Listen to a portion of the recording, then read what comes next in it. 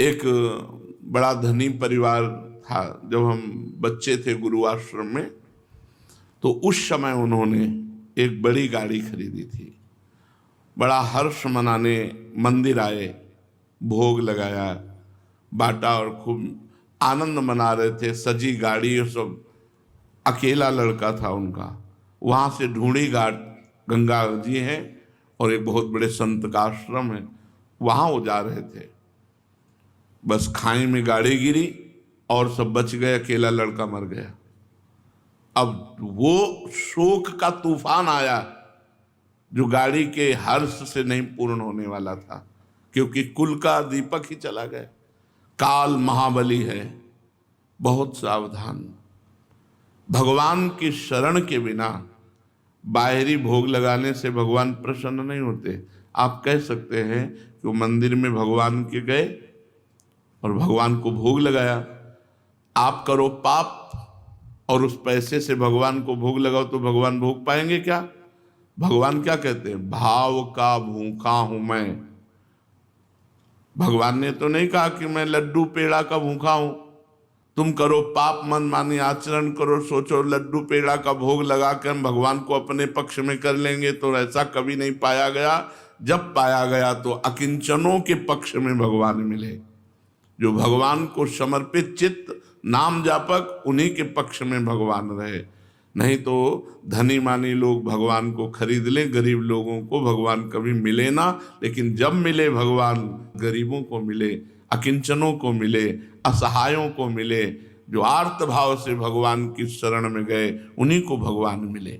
तुम निकृष्ट कर्म में अगर फंस गए हो और उसका फल भुगताने आ चुका है, तो कोई देवता या कोई महाबली पूरे विश्व का तुम्हें नहीं बचा सकता। अगर बचा सकते हैं तो भगवान।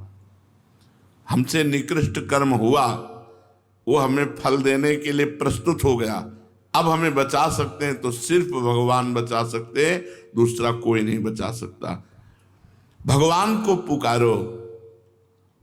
बड़े से बड़ा देवता या दैत्य या ग्रह या नक्षत्र या भूत या पिशाच, कोई भी हो तुमसे डरेगा। तुम भगवान के हो इसलिए तुमसे डरेगा। हृदय से भगवान की शरण में हो जाओ।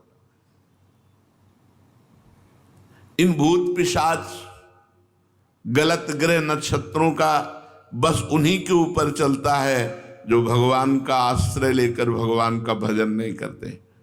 जो भगवान का आश्रय और भजन करते हैं उनके ऊपर कुछ नहीं, जादू टोना। कई लोग एकांतिक में प्रश्न करते हैं कि नजर लग जाती है क्या? हमारे ऊपर लगा के देखो नजर, कितनी नजरें लगी। अरे ऐसे किसी की नजर, किसकी नजर में इतनी ताकत है नजर में कि दूसरे का बुरा कर दे।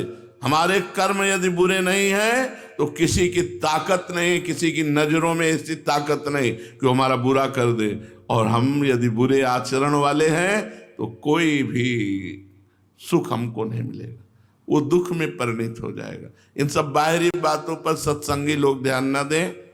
यो नजर लग जाती है, बिल्ली रास्ता काट गई, वो बाल्टी खाली मिल गई, कुछ भी ऐसे, या ग्रह नक्षत्र कोई अब ऊपरी चक्कर या भीतरी चक्कर, ये सब दलित दुराएं भजन न करने वालों के ऊपर लगती हैं।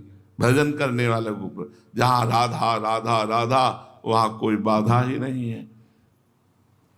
भगवान पतित पावन है। जैसे सूर्य का स्वभाव ही है अंधकार नाश करना, चाहे कितना भी गहरा अंधेरा हो, सूर्य उदय होने के कुछ समय पहले ही वो नष्ट हो जाता है। ऐसे ही भगवान का नाम जापक जो है,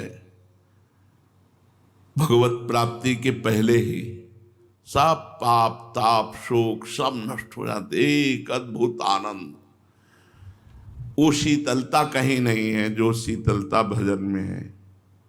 जो हृदय में शीतलता है, शांति है, सुख है, वो कहीं किसी में नहीं है। ये हम अपने छाती के अनुभव से कह रहे हैं कि कहीं नहीं वो शीतलता, वो सुख, वो शांति। फालतू की बातों में सत्संगी लोग ध्यान ना दें। किसी जंतुर के बांधने से अगर ठीक हो जाए तो हम 2-4 किलो जंतुर बांध लें, 2-4 किलो बांध लें। एक जंतुर से ये ठीक हो जाता है तो हम 2-4 किलो जंतुर बांध लें कि हमारी दोनों किडनी ठीक हो जाए।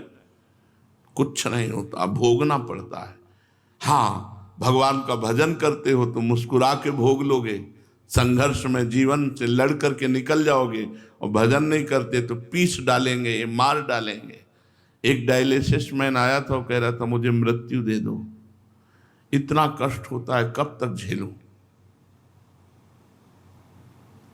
और कहा कि मैं आपको देख करके जी रहा हूं। आपको जब देखते हैं कि हर्षित हो, प्रसन्न हो, तो और आपको देख करके जो हम गलत भोजन पाते थे उसको भी छोड़ दिया, पर अब मैं मृत्यु मांगता हूं, मुझे मृत्यु मिल जाए। इतना कष्ट कब तक यहाँ रोज डायलिसिस हो रहा है, रोज रोज कष्ट का जीवन, लेकिन आनंदमय जीवन। हम आपसे सच्ची कहते हैं, हमको 100 में 1% भी कष्ट नहीं। हर जैसे कष्ट में भी शरीर है तो अंदर इतनी शीतलता, आनंद बना रहता है, बस जय जय, कोई कष्ट नहीं। जीवन भर भगवान की शरण में रहे, बिल्कुल आनंद है। ये हम अपना इसलिए खोल खोल के बता देते हैं कि आप लोग इस बात को समझें कि ऐसी भयानक परिस्थिति में भी हम आनंदित हैं। फिर हृदय शीतल है, भगवान का चिंतन है, भगवान की कृपा, तो कोई परेशानी नहीं। इसलिए सत्संगी जनों, ग्रह नक्षत्र, विनायक, शुभ अशुभ, भूत प्रेत पिशाच जितने भी हैं, कोई भी ताकत नहीं रखता कि तुम्हें स्पर्श कर ले यदि तुम नाम जप कर रहे हो। अगर नाम जप नहीं करते हो, भगवान के आश्रित नहीं हो, तो ये सब मिटिया मेट कर देते हैं, ग्रह नक्षत्र सब मिटिया मेट कर देते हैं। इसलिए भगवान भय स्वरूप भी है और भगवान भक्त भयहारी है। तिनकर काल रूप में भ्राता, भगवान से अगर विमुख रहोगे तो भय पे भय प्रस्तुत करते रहेंगे, और भगवान के सन्मुख रहोगे तो निर्भय रहोगे। आज हमसे प्रश्न किया कि आपके हर प्रश्न का उत्तर होता है नाम। नाम ही क्यों, और कोई उपाय क्यों नहीं? क्योंकि और कोई हमें उपाय मिला नहीं आज तक। जितने उपाय मिले सब अधूरे मिले, पूरे नहीं मिले। और हमको बल मिला संतोष है। गोस्वामी तुलसीदास जी कहते हैं, छूटी बे के जतन, छूटी बे के जतन, विशेष बांधे जाएगो, होई है विश्व भोजन जो सुधासानी खाएगो। राम राम राम जी जौलो तू न जपी है, तौलो तू कहूं जाए, तिहूं ताप तपी है। सुरसरी तीर बिन नीर दुख पाई है, सुर तरु तरे तो ही दारिद सताई है। गंगा के किनारे प्यासा मरेगा अगर भगवान का भजन नहीं करता तो। कल्प तरु के नीचे तुझे दरिद्रता सताएगी। सोवत जागत सपने न सुख पाई है, जुग जुग जन्म जन्म। गोस्वामी जी कह, भटक लो जितना भटकना, एक उपाय केवल है, भगवान का नाम।